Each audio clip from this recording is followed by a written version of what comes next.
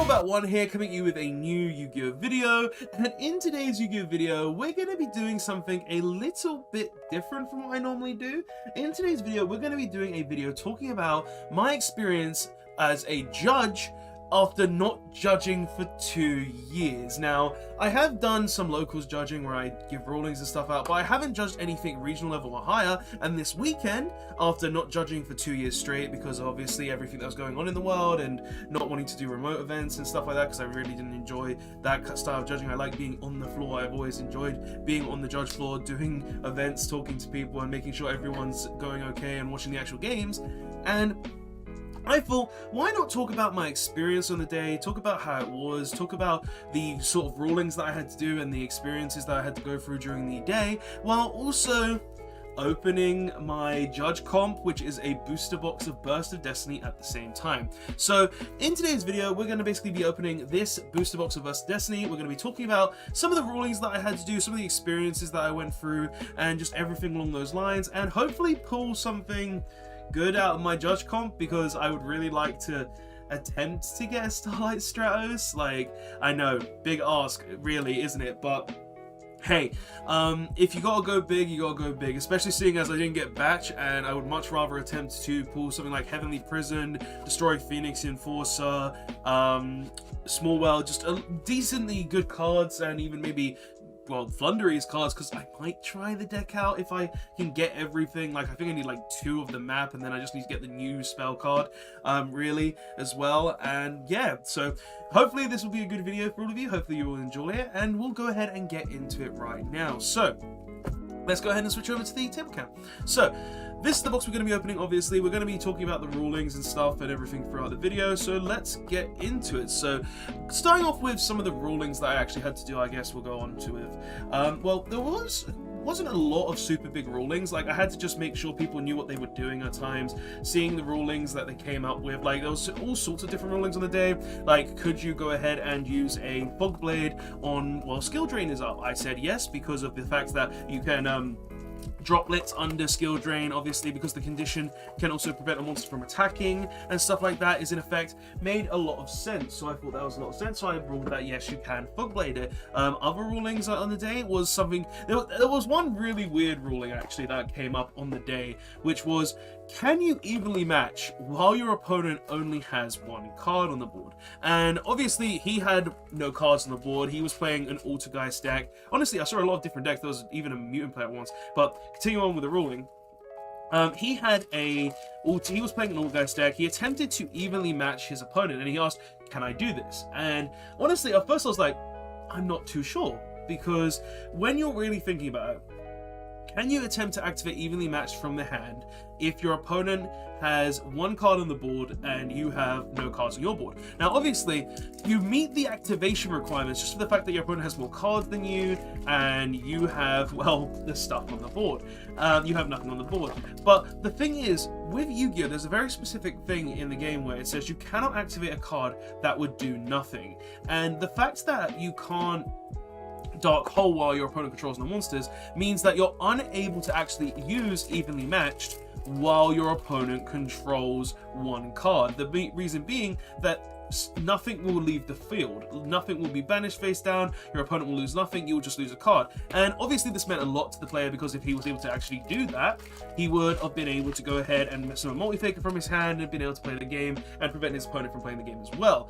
But because he couldn't, well, sadly, he was unable to do that. So that was one of the more unique rulings that I came by, saying that you were unable to use evenly matched. And I was actually confused at first, because I asked another one of my judge colleagues who was there. He said yes, and I was like, no, I kind of don't agree with this either. So we went ahead and got the appeal of the head judge, and the head judge said, no, you're unable to do that for the same fact you're unable to activate Dark Hole. So I was right in my ruling, and it was good to know that I was right, especially seeing after, no, for God's sake, B-Trooper Descent. That we were able to get that ruling correct because it was actually a funny one as well.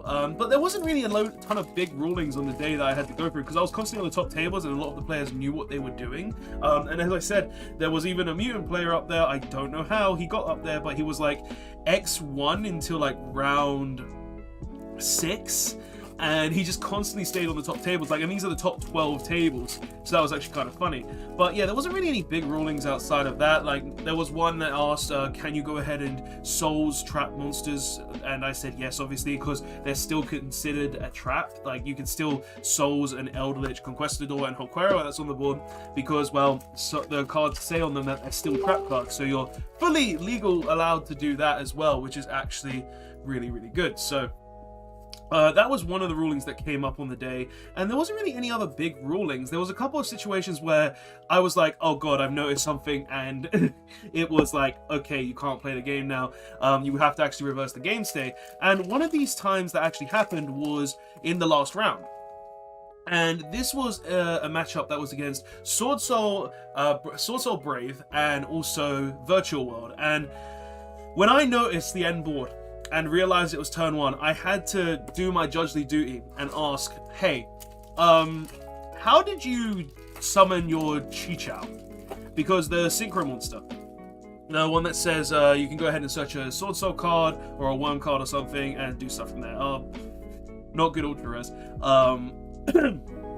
And I had to ask that, and he said, and he realized after I pointed it out that he's gone through the entire Brave combo after summoning Chichao, and we had to get the head judge involved. We had to do all of this other stuff just to make sure that the game state could be repaired, to make sure that it was a repairable game state, and all of this, and just make sure that everything was okay with the game state. Because honestly, when your opponent has gone into an entirely different turn, ended their turn, opponent's drawn for turn, shuffled their hand, opponent is unable to determine what card is in hand, there was a lot of different things that had to go through that the head judge actually had to deal with. I had to stay, just for the fact that I'm the judge that called it, I'm the one who found out about it, and honestly, it was a really, really confusing situation for the fact that, oh, yeah, you've gone through this entire combo, you've gone through the entire Brave engine, your opponent's drawn a card, it's their turn now, and it's just like, oh, well, how do you fix this situation?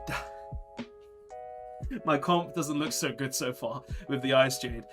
But yeah, continuing on, and pretty much what happened in the end was we had to basically reverse the game state to the point where they set a blackout that they searched, so they went through everything, set a blackout, and then just had to pass turn.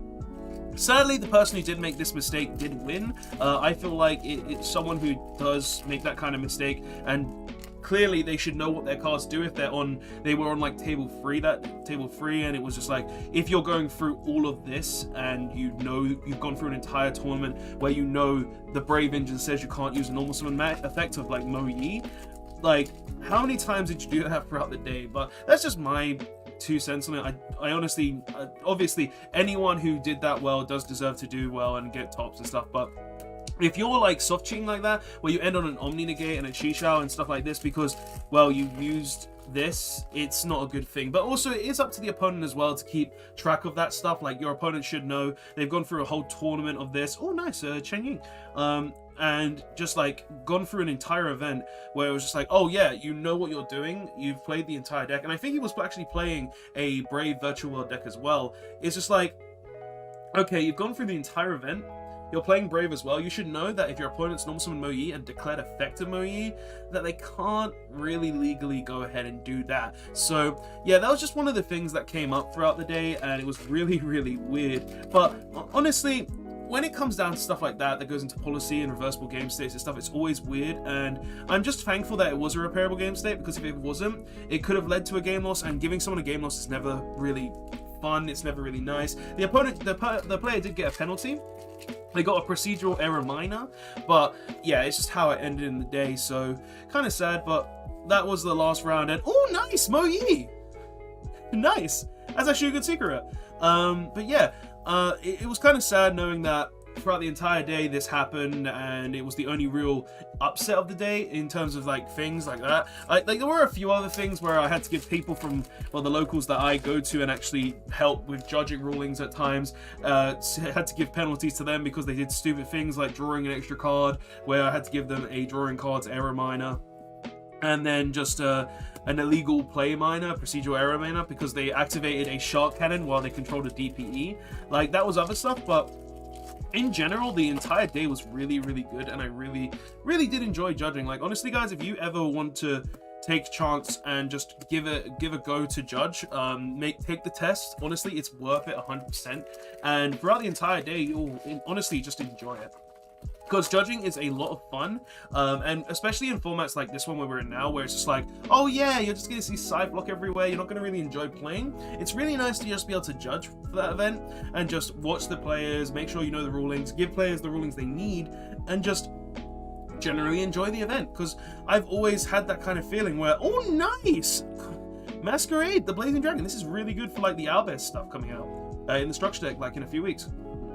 And it just comes down to stuff like that though, where it's just like judging is really, really fun. If you ever want to experience it properly, you need to take the test, you need to pass the test, you need to go through your policies and everything. Make sure you have that. But when you start judging on a regional level, it is so much fun because you just get to watch all the top players, you get to watch all the top decks, you get to watch some really intensive games, and you get to be part of that as well, making sure that no one's cheating, making sure that the procedures are being played correctly. And yeah, it just really comes down to that too. But yeah, at the end of it, honestly, judging that day was a lot of fun. Like throughout the entire day, I really enjoyed just being with all the judges.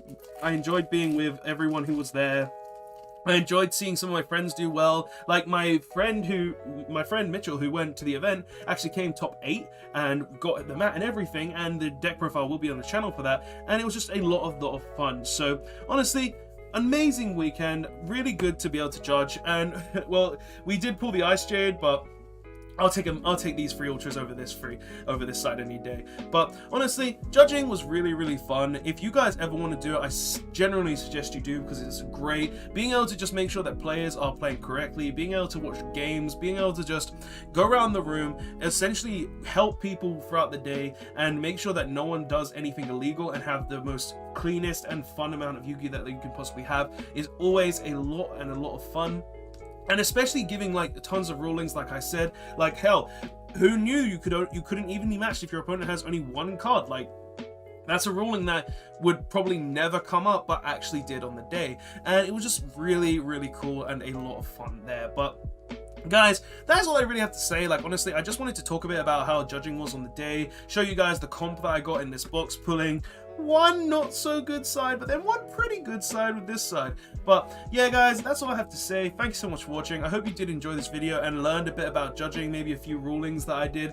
Like, honestly, the evenly matched one, that one was absolutely mad, and I couldn't really believe that that ruling ever came up. It was really out of place and really, really crazy. But guys, I hope you did enjoy. I hope you did enjoy listening to how I was at the judging and how the day went. Like, it was a lot of fun. Honestly, judging for Mike and the Brotherhood, it was always fun. Like, the first time I judged them was a lot of fun, and seeing as I haven't judged in 2 years, the experience absolutely insane and really, really enjoyable still. But guys, thanks so much for watching. I hope you did enjoy this video. I'll see you guys in the next one. And if you want to see more content about me doing judge stuff, or maybe doing rulings or anything along those lines, say in the comment section below, because honestly, I am a judge, I do enjoy it, and I do plan to judge more events coming into the new season, especially because I want to get into judging more, and judging is just a lot of fun, and you can get some nice comp. Like, honestly, I got a whole booster box for judging. I know it doesn't seem like a lot, but compared to seeing as if you top 8, you get a booster box and a mat half the time,